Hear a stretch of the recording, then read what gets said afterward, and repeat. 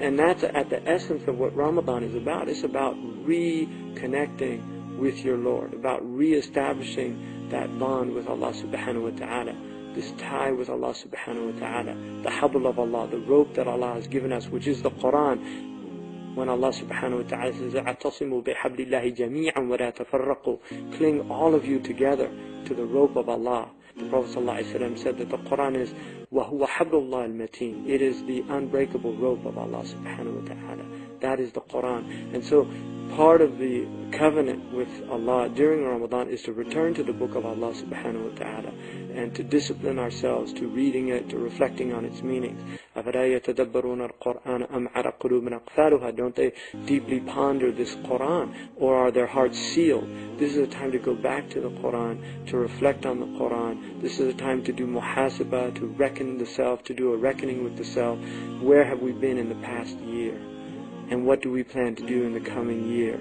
If Allah subhanahu wa ta'ala gives us life, it's recommitting ourselves to the sacred path and to this tradition. This is the way of Abraham. This is the way of Moses. This is the way of John the Baptist, of Jesus, and this is the way of Muhammad sallallahu alaihi wasallam. This is the prophetic way. We're walking in the path of prophets. This is the muwatta, the well-trodden path.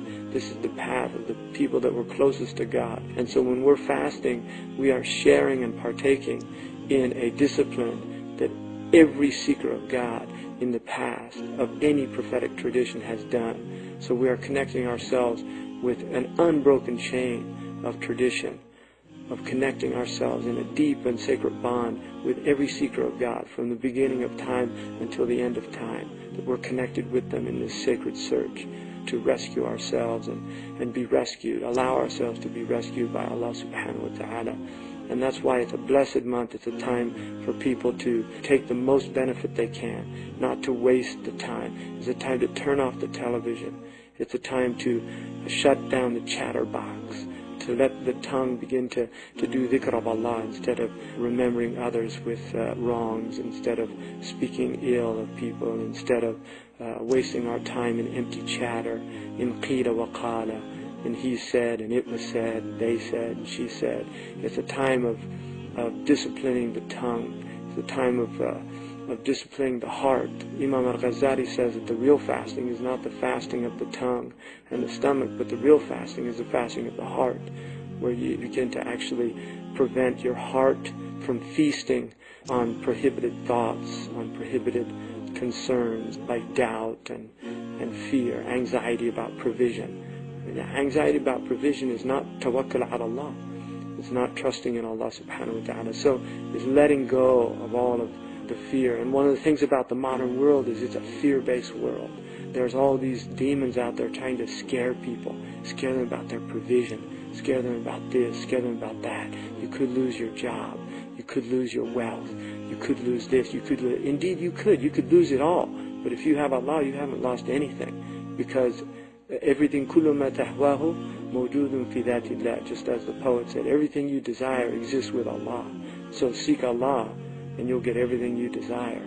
So all this fear and all this worry, Ramadan is a time to give that up. It's just to let go. And that's the message that we all have to take out to this world, because if you look at the state of the world right now and the state of human beings in the world, human beings are in a very serious condition. The fact that the number one industry on this planet is intoxicants, and the number two industry on this planet is armaments, keeping people in a state of stupor and then giving them the means by which they destroy themselves. Fasting, and this is how we break free of all this madness, of disciplining ourselves, of refusing to enter into the reactionary modes, entering into the obsessive compulsive demands of the self. Take this, and you need this, and I have to have this, and I must have that.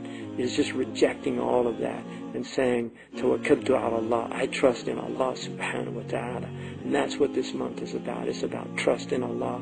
And so my advice to myself and to all the brothers and sisters is to take this opportunity to use Ramadan, to make it a time of prayer and a time of peace and a time of recitation of the Quran, a reflection of the Quran.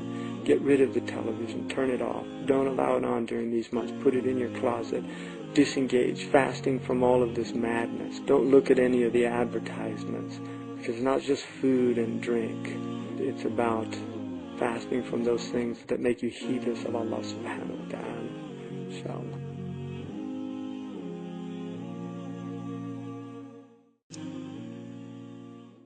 محمد سيد الكونين والثقلين والفريقين من عرب ومن عجم. محمد سيد الكونين والثقلين والفريقين من عرب ومن